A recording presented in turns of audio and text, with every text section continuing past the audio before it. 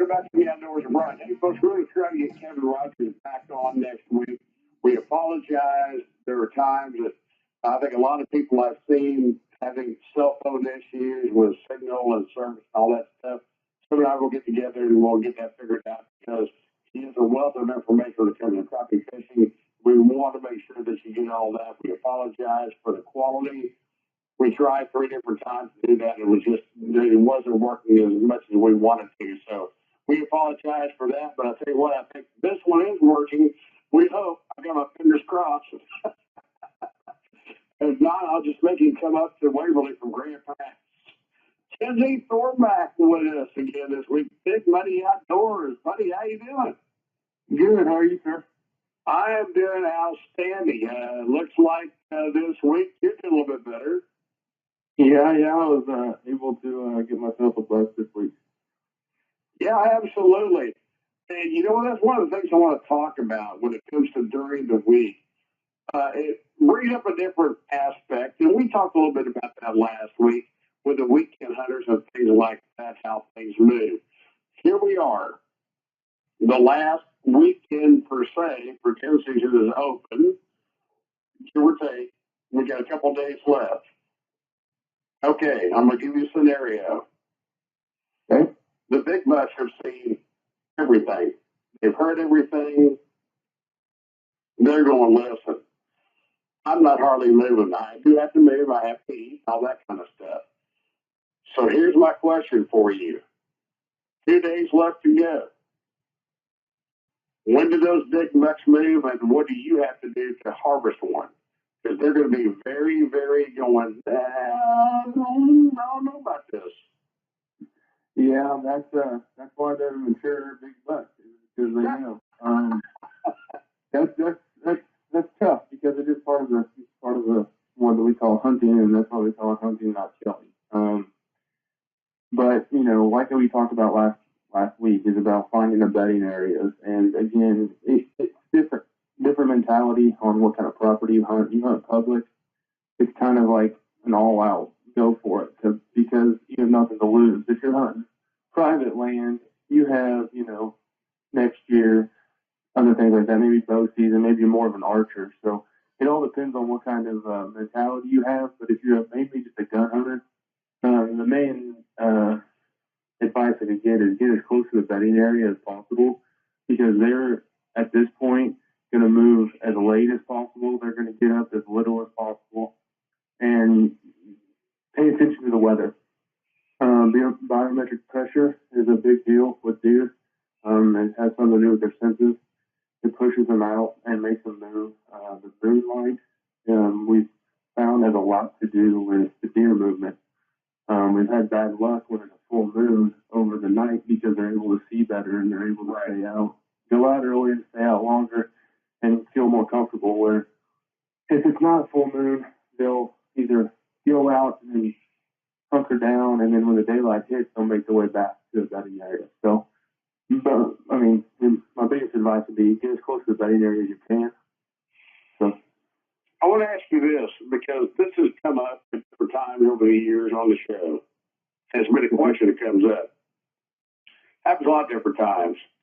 Are you better off sleeping in a little bit than going to the stand and hunting the middle part of the day? Maybe those big bucks move out of that early and late, as opposed to sitting in the stand all day, or do you just, you got to make the commitment to go out there early and then just spend a day out there? Again, everybody's a different mentality and different ways of what they're doing. But you may have something right there with what you're saying, because the buck that I killed was later in the morning. I killed plenty of deer midday from the 11 o'clock to 1 o'clock hour. Right. Doing an all-day sit. So, I mean, that could be something. But a lot of the time, I mean, I've hunted an area. I know the area, so I know the deer. I know it well. I mean, if you're hunting someplace that you don't know, or maybe it's a new lease, or it is public ground, I would say your best bet is doing an all-day sit if you can. But be in the stand as much as possible. I mean, coming out for a couple hours, to get your legs moving and get something to eat if you don't want to take nothing in there. Something like that, just to refresh your brain and maybe check Facebook or whatever. But get in the stand as much as possible as your best chance of seeing something because, like I say, you can't see nothing when you're sitting on the couch. Well, that's something we've seen and heard about, and you read about too. But a lot of times in that midday, because the deer understand a little bit too that they're going, hey, they're like you said, they're big for a reason. They're going, okay, the guys are gonna be out there early, or the girls, or whatever the case may be, early and late. So my best chance is at midday. Does that change through? Obviously, it changes through the season because you now find people, and like you said, man, I'm seeing people that they harvest that big buck midday, 2 o'clock, nothing in the morning, nothing in the late afternoon until very, very late. But that midday is all of a sudden where it changes up. And now there's a time where you really need to focus on that middle part of the afternoon or early, I should say, late morning, early afternoon. Yeah, a lot of that has to do with the rut. I would have to say because they're chasing most of the night. They've got to rest sometimes. And I mean, when they chase hard. I mean, everybody's seen it. If you've hunted, at least hopefully you have. But they chase hard, so maybe they're chasing all night. They rest a few hours before, right at sunlight, and they come out and they're chasing again, or they're on another doe. So yeah, I think there's something to hunting midday. Like I said, me personally, I've had a lot of luck seeing deer midday, especially back in the timbers moving. And I mean, I killed mine right before 9 in the morning. So I mean, middle to late morning is a good time right now because of the rut and the way that where we're hunting, it's kind of falling off. So it's the last does that are in heat. These bucks are standing around, they're waiting, they're trying to find that last doe. Do you think of a strategy, Kenzie, when it comes to, we talked about this last week, when maybe blowing that crud a little bit, that bleat, whatever the case may be, where the deer are very weary right now. I mean, we know they're going, hey man, we've heard this, we've seen this. It becomes a little more of an issue. Do you change the strategy at this point the last couple of days? Yes. We, again, like I talked about, we rattle early, grunt early. Right. And then change the bleat. And then now, later in the rut and past the rut, it's pretty much not doing anything because you can end up, if you're blind rattling or blind grunting, which I don't do much, but if you do, you may end up scaring something away that might be passing through, making its way back to a bedding area or a feeding area. So we do not usually do calls this late. Yeah, absolutely. That's a great tip too, because like you said, you can run them off too. So if I'm sitting in the stand with you, if I'm Kenzie Thorpe from Big Muddie Outdoors, and I want to get a quality buck the last 2 days of the gun season in Missouri, where am I going to sit? What am I going to do? Besides, find the feeding or the bedding area, is there anything else I can do except for just set white? Yeah, I'm going to do a little plug here, but one of the biggest senses that the deer have is smell. And once you get close to that bedding area, you need to be focusing on wind direction, getting yourself in the right wind, and using cover sense. And I use products from a company called Scent Crusher, which uses ozone technology, and you can put it in there for 5, 10, 15, 30 minutes, and it cleans the clothes, so it makes it scent free. And from the Facebook group that I'm on, it seems to be working. I got one, using this product. So I push it pretty hard because, as they say, where there's no scent, there's deer. So those are the two big things. Once you're going to push to a bedding area, you're getting close to them. You're getting close to the does. And those are the does are the ones you're going to have to get past first because they're going to come out early. And they're like the security blanket for bucks. So you have to know the wind, put yourself in the best position with the wind and your scent. Absolutely. I'm glad you brought that up. And I know for the folks listening, there's novices out there and there are experts out there listening to the program, and I get that. But, I think that's one of the things that we never talk enough about because guys, gals get up in the morning, you take a shower, you get all that kind of stuff yourself up. For guys, they shave. put on the cologne and all that kind of stuff. Bad idea when it comes to deer hunting. Correct. Correct. Our routine is we actually take a shower and we use, the no scent soap that you can get, there's hunting brands, there's all kinds of different ones. They all work. You can get them at Walmart, in your local sporting goods store. And we use that. That's the first line of defense that we do is try to get off all of our natural scents from the night before and the day before. So it's okay for, your significant other to be kind of stinky when you go out there, just natural scent. Kind of, yeah. If you want to play it that way, but we try to go with no scent. That's our goal. Is to have hey, there you go. Absolutely. But Kenzie, I want to ask you, we are getting that transition time. We got a couple of days of the gun season, but then it goes back to Archer. We do have a couple of seasons with the gun season and things like that. How's that transition back to where as the weather changes and the season changes, the deer changes, especially when you get into an archery type atmosphere. Also, still maybe a gun season to where the deer start to pack up a little bit. Can you kind of explain that a little bit for us? Yeah. When it starts to get colder, after the rut, like we talked about last week, they're going to go back to their normal pattern. They're going to pretty much go from bedding to feeding, and then from feeding to bedding. I mean, that's a deer's natural movement. So they'll move back to that, and they're going to move as late as possible. So, hunting late season, typically you don't really do all day sits. At least we don't. You go a couple hours in the morning, and then you go, a couple hours before sunset at night. You don't have to spend all day in the sun because the likelihood of you seeing a deer during the daylight is slim to none outside of the rut. So, right. When they switch to late season, after the rut, it's more of just like the early season where they're, heading from bedding to feeding. Yeah, absolutely. Same thing you have to worry about for those 2 hours. You're not doing different calls and things like that. Those deer are kind of piled up together and you're in the spot. I guess what I would say a transition spot from the bedding to feeding, watering, whatever the case may be. Yeah, you don't want to do anything that would be out of the normal. Late season, no calling. Sometimes you'll get a second rut depending on, your deer population, your doe population. There's a second rut that falls sometimes in early December, and you can play with that a little bit. But late season, it's no calling because, like I said before, it's going to end up steering the deer away from your position because it's so abnormal. They're not going to know what to do, and they wouldn't want to come to it. Yeah, absolutely. No doubt about that. So at that point in time, do you change positioning with your stands? You can, yes. And like we talked about last week also, is that it's never too late to change the stand. We also use climbers.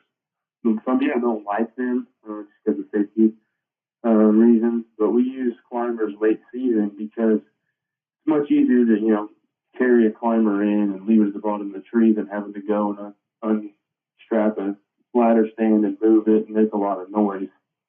So we use climbers late season a lot just to be able to get to those positions close to bedding areas so we can possibly have a chance of seeing that buck early in the daylight. I want to ask you, that's a great point there when you do climbers. A lot of people, it becomes burdensome and they can be heavy at times. Is there a certain stand that you all use that, people are going, man, I'm packing this in, I'm packing that in, I got the stand and all that kind of stuff. Is there something you all use that makes it a little bit, I guess, more simplistic and lighter to hunt with? Nowadays, the climbers, you get what you pay for. So if you spend a little bit more money, you're going to get the lighter stands, the aluminum stands, the titanium stands that are much lighter. The main one we use is Muddie from Muddie Outdoors. It's light, it's durable, and it's nice and comfy. It's got a big cushion seat in it, so it's one of those ones where it's not an uncomfortable sit. You can go sit for a couple hours and not want to leave. So we use Muddie Outdoors climber, but again, there's tons of them out there. Summit Tree Stands make really good ones. API makes really good stuff. What you want to look for is the weight. Because like you talked about, if you're going deep into the woods, you got a truck on your hands, and you want something that you can handle and carry easily. Yeah, absolutely. And of course, something should be safe. You want, like you said, you're gonna what you pay for is what you're gonna get. But you want to make sure you have something that's gonna be safe too, because of climbing that tree. You don't want to get up there and the thing breaks down and you fall, because we talk about safety all the time. Yeah, exactly. Safety's the main thing for us, and even with the climber, we harness up. We always have a tree harness strap for us in one of our bags when we go, in case you never know what you're going to use, or if a stand setup doesn't have it, we've got one just in case. So we always are, hooked up to our harnesses, even though whichever stand we're in. Safety first. Yeah, absolutely. Yeah, something tells me you're ready for this to be done and get the bow back in your hand. Yeah, we are. We focus on bow hunting. It's fun gun hunting because you get a chance at shooting deer at a farther distance, and you're nodding with a bow, but having a deer within 30 yards and trying to pull back, and it really puts the skill behind hunting. Absolutely. You know what? That's the question I do want to ask you. And again, asking simplistic questions for people that I get questions from.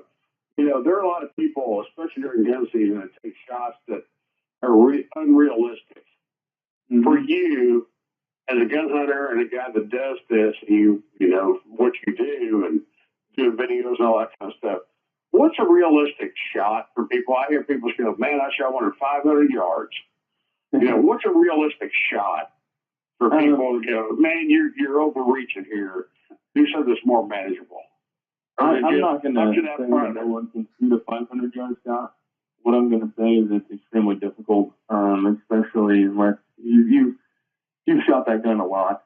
One of the first things we do, with our rifle, we sight them in every year, but at the same time, we get our ballistics for the bullets that we're using for that gun, which tells you your drop at certain yardages.